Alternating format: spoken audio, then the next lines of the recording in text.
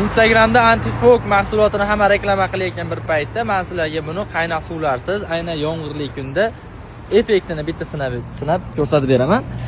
Qanaqa qilib ishlashini ham video davomida ko'rib olishingiz mumkin. Bu mahsulotimizni oynaga bir tekisda sepib olamiz.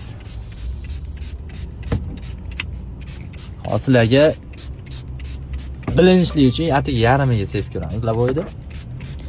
Qaranglar.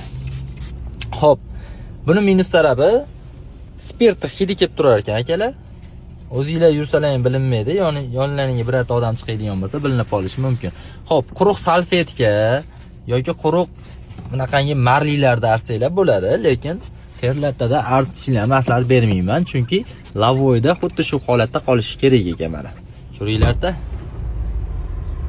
Nam holati qolishi kerak, bo'lmasa effekt bermaydi. Xuddi shunday tumalaq holatda yedirib artib olasizlar.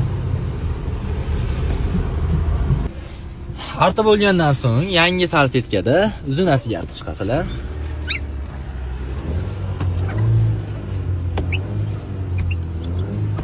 Xo'p, endi akalar pechkani o'chirib, salonni havosini aylantiramiz, sababi lavoyda terlatishimiz kerak biz. Sizlar bilan birga rezultatni ko'ramiz. Mana effekt akalar, effekti bor ekan, ko'rishingiz mumkin. Xo'p, yarim tarafiga antifol ishlatganman, yarim tarafiga ishlatganim yo'q. Parlanish bor, mana yonlarini ko'ringlar. Xo'p, bu o'zimiz mashinamizda sinab ko'ryapmiz.